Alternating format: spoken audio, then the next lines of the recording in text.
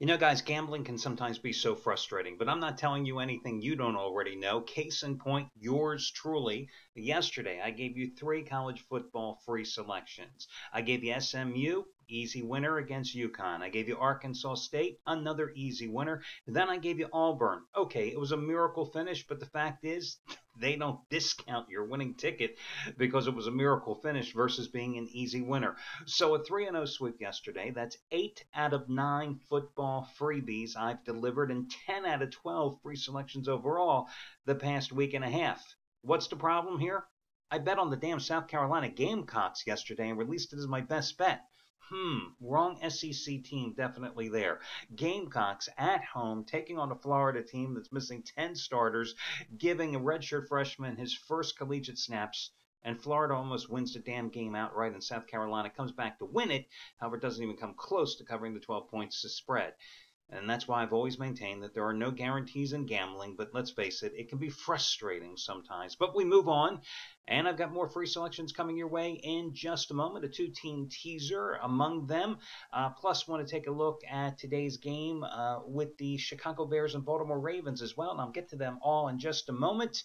But guys, listen, as I have done seemingly repeatedly, day after day for the past couple of weeks, I'm going to start off talking about Shawn Michaels, so damn it, he did it again yesterday. You know, the Auburn game, if you were in Auburn yesterday, as he was with his 100-time SEC Game of the Year play, hey, let's face it, if you didn't see the finish yet, you should. I mean, it was an incredible finish. And some people will say it's better to be lucky than good. I don't buy that when it comes to gambling. Listen, guys, there is no luck coming into this. I mean, are we unlucky when a team gets a backdoor cover? Absolutely. So should we be crying that we got lucky because we get a miracle finish if you happen to be on Auburn yesterday, and unlucky if you happen to be on Georgia? I'm sorry. You know, people that say it's better to be lucky than good, I'm just saying it's better to win, period. But anyway, he did it again yesterday. Today he's going for winning day number 56 of 85, and that's over a 6-month period, okay? And in that 6-month period, he has gone 55, 29, and 1. 55 wins, 29 losses, and 1 push in that 6-month period, making $10 bettors a little over $15,000. That's not bad chump change, is it? Well, today he's got another 100-dime play, one and only 100-dime NFL mismatch of the year. He is 38-16 with NFL 100-dime releases going back the past 4+ seasons, including Tampa Bay outright over Miami on Monday night, including Indianapolis when he told you to buy down the half point on the Colts, -2.5 over Tennessee in a field goal road win on Thursday night. And of course, this play is just as strong as Auburn yesterday, 6-1 with college football side selection 100-dime releases this season, including Auburn yesterday, UCLA over Washington on Friday night, Toledo over Buffalo on Tuesday. He won them all. This play is just as powerful, and that's what's available from Shawn Michaels. Scott Delaney, you may recall, made you a fortune earlier this week, hitting with discounted total releases. Hit a 50-dime college winner number 5 in a row on Tuesday that you got for like $5. Then came back on Wednesday with another discounted total winner, which you got for $9, another 50-dime winner. Then on Thursday night, cashed in with his 80-dime NFL total of the year with the Colts and Titans over, which you got for $14. Well, then he followed those 3 winners with 2 more 25-dime winners on UCLA on Friday night and Memphis in college football yesterday. That puts him in position today for going for winning day number 9 out of 10 with his biggest football release of the NFL season. One and only 100-dime blowout of the year. He says it's a 4-touchdown route. Keep in mind, he's a perfect 2-0 with 80-dime releases so far in the NFL this season. $10 bettors have won $2,800 as he's won 8 of the past 9 days. That's what he has going for you. Brad Wilton has made a $10 better, a little over $11,000 since July. Today, 100-dime max wager winner number 9 out of 14, AFC West Game of the Year. The big one on the card tonight, Kansas City, Denver, and this is where the NFL's flex schedule comes in handy, right, guys? Last 5 days, he's won every single day. Yesterday, 60-dime winner, Houston getting the cover against Louisville. 50-dime winner, UCLA on Friday. 50-dime winner on the Colts on Thursday. 60-dime winner on a college football total on Tuesday night. 30-dime winner or on Wednesday night, and a 30-dime total winner on Tuesday night. today. Again, 100-time winner, number 9 out of 14 on the Chiefs in Denver.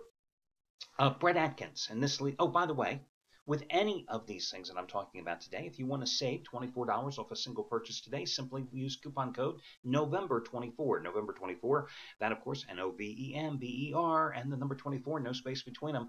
Put it all together and you get $24 off a single purchase today. I want to turn to Brett Atkins. Today, play that matches his biggest of the NFL season, 100-time NFL Total of the Year winner, number 3 in a row, okay? Hit number 1, Ravens, actually his website has a mistake here. He hit number 1 back on October 27th with the Redskins and Broncos over the total, which you got for $5. He hit number 2 last Sunday with the Ravens and Bengals under the total, which you got for $9. Well, today you can save $85 off the purchase price of his 100-time NFL Total of the Year winner, number 3 in a row, the Vikings-Seahawks game. That's a tough game. It's 2.5 times bigger, by the way, than Saturday's 40-time winner when he cashed with Colorado, a 1-point choice by 17 points over California. You can save $85 simply by using coupon code BRETT85. BRETT85. Quick props going out to Jeff Benton. Hit his biggest college football play ever. 150-time winner, number 2 in a row. SMU by 17, getting the job done against UConn yesterday. So congratulations going out to him. And let's see, anybody else I want to talk about? Look at nope, that's it. Let's get to the free picks. What the hell? Because I'm winning, I'm like crazy. First one, I'm going to go with Chicago at home today against Baltimore. Listen, the Ravens, their problem this year, well, it's twofold. They don't really have an adequate wide receiver core, and they're not providing good protection for Joe Flacco. I mean, the offensive line last year through 9 games, I read that they had helped power the way for a Baltimore ground game, averaging at that time through 9 games 105 yards per game and 4.3 yards per carry. And through 9 games last year, their quarterback had only been sacked 19 times. This year, with 3 new starters along the front line, well, they're averaging through 9 games just 73 yards a game and 2.8 yards per carry, and Joe Flacco has been sacked 30 times. These are not good numbers. This is a negative trend, you know what I mean? And Flacco has struggled anyway this year. Got the big money, cost the Ravens in some regards, and being able to retain his number 1 receiver, Anquan Boldin. And what happens? Flacco is completing just 59% of his passes this year, 12 touchdowns versus 11 interceptions. I know the Bears have been vulnerable in defense, especially up the middle because of all the injuries, and especially after they lost Lance Briggs, and consequently they're giving up 129 yards rushing a game. But that doesn't mean Ray Rice, who's averaging 2.7 yards per carry, is suddenly going to find lots of ground to run through today and lots of holes. Listen, this is a must-win game for the Bears. After a 3-0 start, they've only won twice in their last 7 games, going 1-6 against the spread. I think they made a tactical mistake last week when they tried to follow up the Monday night upset of the Packers by starting Jay Cutler against Detroit. I think they should have went with Luke McCown, who has played very well here this season. 4 touchdown passes, no interceptions.